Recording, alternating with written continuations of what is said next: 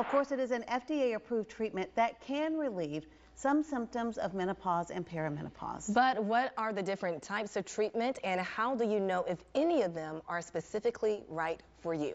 We are delighted to have live back in our studio today family nurse practitioner Jessica Belluli, who is double board certified in women's health and family medicine. She's back, of course, for Women's Health Wednesday. Jessica, always great to see you. Hello, thanks for having me. Well, we want to start, as we always do, by just reminding our audience that while you are a licensed practicing clinician, we are not dispensing advice. We want everybody to check with their physician, but you're giving some great insight to kind of put the pieces of the puzzle together, so maybe they know the right questions to ask. So when we talk about this issue of hormone therapy, a good place to start, well, let's just jump into the questions. The first question is this: I'm 58 years old and I have a full, or have had a full hysterectomy.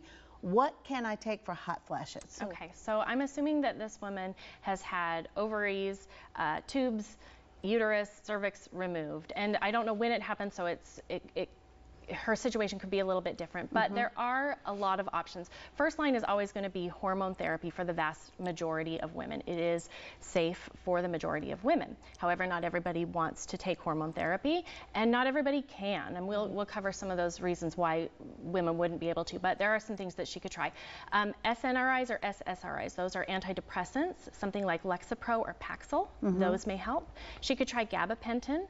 That also has been shown to work for hot flashes. There's oxybutynin, not one of my favorite, but it is something that we do see. We have seen cognitive issues with it later down the road, so not my favorite. The last one is Veozah. Veozah is a new drug in the last couple of years that works in the thermoregulatory area of the brain and the hypothalamus and helps to cut the majority of those hot flashes. Fantastic. So, Jessica, another question coming in from a viewer. They're asking about excessive itching, and is that a sign of perimenopause?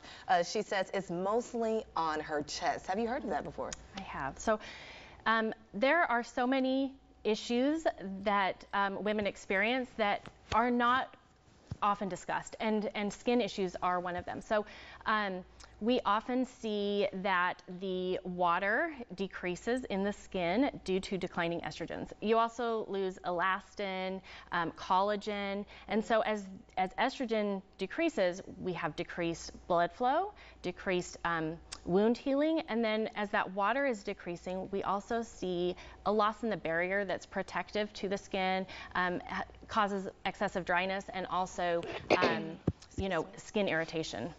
That's a great resource, and you also share with us the ABCs of menopause. I was surprised to see so many symptoms, literally for every letter of the alphabet, so we'll work to post that on social media. There are a few of them, and at the end of the interview, Jessica's always great about providing us with great resources. There's a book that gives you a look at menopause that she says is a really great comprehensive guide. So too many symptoms to go through there, but let's get to our next question. It says, what age is a good age to start hormone therapy, and where can I request my first consultation? Okay, hormone therapy, I really wouldn't say there's a set age, because menopause is normal between the ages of 45 and 55, and if we consider that menopausal symptoms may start 10 years prior to that last menstrual period, that may happen in your 30s.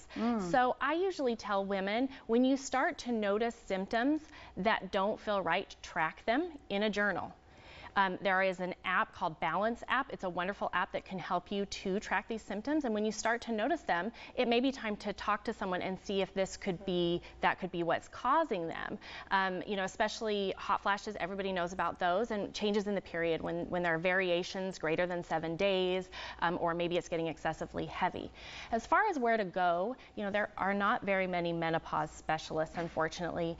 Medical schools, nurse practitioner schools, PA schools do not do a great job of educating students about menopause. I've been through 2 programs, and I've had probably a lecture in each, and so it's taken a lot of continuing education to get to the point where I am very comfortable treating women in perimenopause and menopause.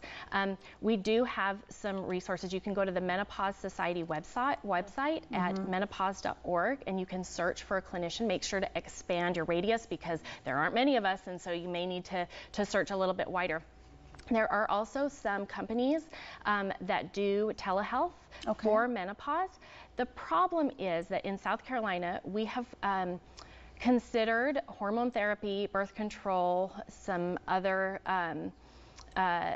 medications, lifestyle drugs, and according to one of our code of laws, we can't prescribe those very easily over telehealth. So there aren't a lot of companies that do practice here, but I do believe MIDI has an approval, and so does My Alloy. Okay, so we'll be sure to post that website as well, which is why we're so lucky to have Jessica come in with us. When we come back, another question we got from a lot of you about belly fat. Jessica has some insight right after this. WIS News 10 First Alert Traffic, sponsored by Corner Pantry. We're getting a live look here at I-26 to bring you all the latest updates right here. Be on time every time. WIS News 10.